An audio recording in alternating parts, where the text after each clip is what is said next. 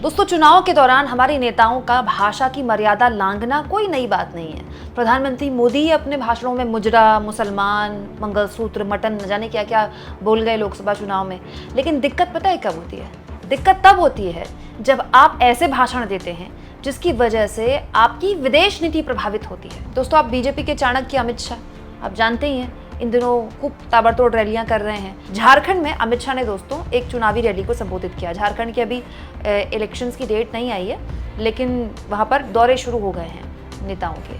दोस्तों, झारखंड में अमित शाह ने एक बात बोली जिसका जवाब दूसरे देश ने दिया। ये हर लिहाज से न केवल भारत सरकार के लिए एक आईना है, बल्कि गृह मंत्री रहते हुए अमित शाह को भी एक समझना और जानना चाहिए कि आखिर ये जो भाषा की मर्यादा वो लांघते हैं, देश में तो माहौल खराब होता ही है, विदेश में भारत की किरकिरी जरूर होती है, इंटरनेशनल बेइज्जती और होती है। दोस्तों, हुआ ये कि झारखंड में अमित शाह ने कुछ दिन पहले एक बयान दिया, जिसके बाद हमारे पड़ोसी मुल्क बांग्लादेश, जिसमें नई सरकार के साथ भारत के संबंध कैसे होंगे, शेख हसीना जो अभी भी भारत में है उन्हें लेकर किस तरह की कश्मकश में फंसा हुआ है भारत, उसको लेकर तमाम तरह की विवेचना चली रही है।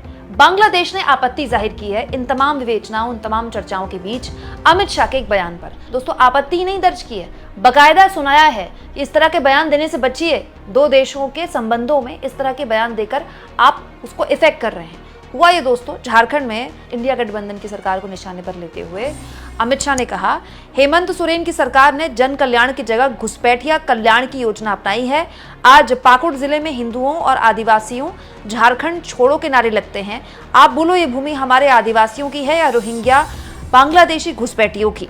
इसको केवल और केवल नरेंद्र मोदी बचा सकते हैं, भाजपा पार्टी बचा सकती है, लालू यादव की पार्टी, जेएमएम और राहुल गांधी की पार्टी, कांग्रेस, इन तीनों का वोट बैंक है। घुसपैठिए वोट बैंक के डर से वो घुसपैठ को रोक नहीं सकते। आप झारखंड सरकार बदल दो, मैं वादा करता हूं एक एक घुसपैठिए को चुन चुन कर झारखंड से बाहर निकालने का काम किया जाएगा। अव्वल तो कोई अमित शाह से पूछिए कि ये अमित शाह के गृह मंत्री के तौर पर एक बहुत बड़ा फेलियर नहीं है कि आपकी जिम्मेदारी शाह साहब पूरे के पूरे देश की आंतरिक सुरक्षा है। मेरे तो ये समझ नहीं आ रहा कि आपके रहते देश के एक महत्वपूर्ण राज्य में दूसरे देश के आप घुसपैठिए कह रहे हैं उनको, वो लोग आ रहे हैं। कैसे आ रहे हैं भाई? हमारी देश की सीमाओं की सुरक्षा में कहाँ कमी है? ऐसा तो है नहीं कि वो कूदकर सीधे झारखंड में आ गए होंगे बांग्लादेश के रोहिंग्या घुसपैठिए। कहाँ चूक है दोस्तों हमारे देश के बॉर्डर में? और उस चूक को कौन दुरुस्त करेगा? राहुल गांधी दुरुस्त करेंगे, हेमंत सोरेन दुरुस्त करेंगे, या फिर इंडिया गठबंधन का कोई नेता दुरुस्त करेगा, या भारत सरकार के गृहमंत्री दुरुस्त करेंगे? ये तो भारत सरकार के गृहमंत्री का फेलियर है जो ये बता रहे हैं कि झारखंड में बड़े स्तर पर रोहिंग्या घुसपैठिए, जो कि कांग्रेस पार्टी का वोट बैंक है या जेएमएम का वोट बैंक है, वो उनको बसा रही है ताकि उनका वोट बैंक बढ़े। साफ तौर पर आप जानते हैं दोस्तों, घुसपैठी जैसे शब्दों का इस्तेमाल भाजपा किन समुदाय के लोगों के लिए करती है। अब हुआ ये, अमित शाह ने चुनावी रैली में बात बोल तो दी, लेकिन ये बात पड़ गई उल्टी। दोस्तों, बांग्लादेश की फॉरेन मिनिस्ट्री के फेसबुक पेज में एक ऑफिशियल बयान आया है। मतलब आप समझ लीजिए कि बांग्लादेश की फॉरेन मिनिस्ट्री की तरफ से ऑफिशियल बयान में लिखा गया है, अमित शाह ने हाल ही में अपनी झारखंड यात्रा के दौरान बांग्लादेशी नागरिकों के बारे में टिप्पणी की थी। बांग्लादेश के विदेश मंत्रालय ने इसे अत्यधिक निंदनीय टिप्पणी पर कड़ा विरोध दर्ज कराया है। ढाका में भारत के उप उच्चायुक्त को विरोध पत्र सौंपा गया है। इसके माध्यम से मंत्रालय ने अपनी गंभीर आपत्ति, गहरी पीड़ा और अत्यधिक नाराजगी व्यक्त की है और भारत सरकार से राजनीतिक नेताओं को ऐसी आपत्तिजनक और अस्वीकार्य टिप्पणी करने से बचने की सलाह दी है। मंत्रालय ने इस बात पर भी जोर दिया है कि पड़ोसी देश के नागरिकों के खिलाफ जिम्मेदार पदों पर आने वाली ऐसी टिप्पणियां दो मित्र देशों के बीच आपसी सम्मान और समझ की भावना को कमजोर करता है। सोचिए दोस्तों, जिस देश में भारत सरकार इस बात को लेकर चिंतित है, बांग्लादेश में, कि जब से वहां शेख हसीना का तख्ता पलट हुआ, लगातार सिलसिलेवार तरीके से अल्पसंख्यकों, हिंदुओं पर, ईसाइयों पर हमले हुए, उनके मंदिर तोड़े गए, जला दिए गए, उसको लेकर भारत सरकार चिंता व्यक्त कर रही है। हमारे स्टेक्स हैं दोस्तों बांग्लादेश में। बांग्लादेश हमारा कभी दुश्मन राष्ट्र नहीं रहा। अरे बांग्लादेश तो बनाया ही हमने, भारत नहीं तो बनाया है पाकिस्तान के दो टुकड़े करके बांग्लादेश। तो दोस्तों, बांग्लादेश से हमारे संबंध पाकिस्तान जैसे नहीं रहे हैं, हमेशा मधुर संबंध रहे हैं। शेख हसीना के संबंध केवल राहुल गांधी या सोनिया गांधी या गांधी परिवार से नहीं है। शेख हसीना के सबसे अच्छे जो संबंध रहे सरकार के दौरान, वो तो नरेंद्र मोदी की सरकार के दौरान रहे।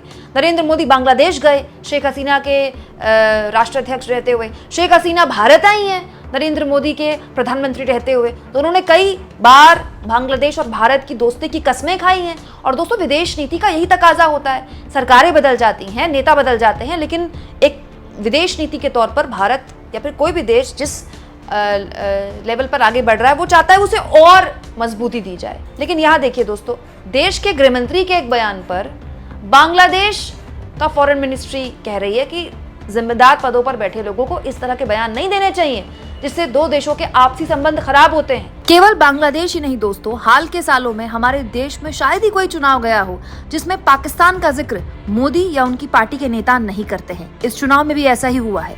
दरअसल पूरे 10 सालों में बहुत ही प्लानिंग के साथ बीजेपी ने विदेश नीति का दोहन किया है वोट की राजनीति के लिए। ऐसा शायद देश में पहली बार हुआ है जब प्रधानमंत्री की विदेश यात्राओं का राजनीतिक इस्तेमाल बहुत ही होशियारी से किया गया हो, जिसका फायदा भी बीजेपी को खूब मिला है। दोस्तों, बांग्लादेश में हाल के दिनों में जो कुछ भी हुआ है, ये भी सच है कि वो अनरेस्ट हमेशा के लिए नहीं रहेगा।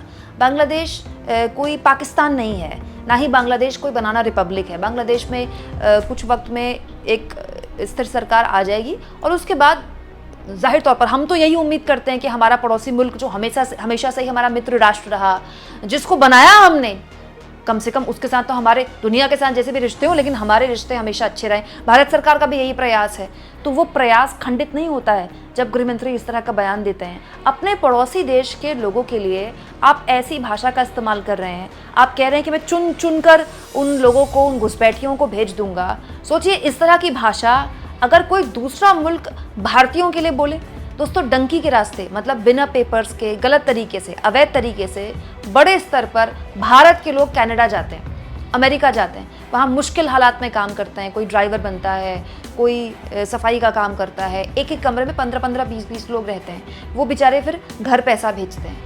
कल को अमेरिका का कोई राष्ट्रपति कहे कि ये जो घुसपैठिए हैं इनको मैं चुन चुन कर सबको भारत वापस भेजूंगा, अच्छा लगेगा भारतीयों को सुनकर? तो बड़ा सवाल ये कि जो चीज सुनकर हमको अच्छी नहीं लगेगी, हम दूसरों के लिए कैसे बोल सकते हैं? वो भी वो देश जिसके साथ हर हाल में भारत को अब अच्छे संबंध बनाने हैं, जहां एक नई सरकार होगी, वो नई सरकार, नया निजाम किस तरह का होगा, उसकी क्या विचारधारा होगी, हमें कुछ नहीं पता है। हम पर लगातार दबाव बनाया जा रहा है कि शेख हसीना को हम भारत से रुखसत कर दें। शेख हसीना अभी भी भारत में है।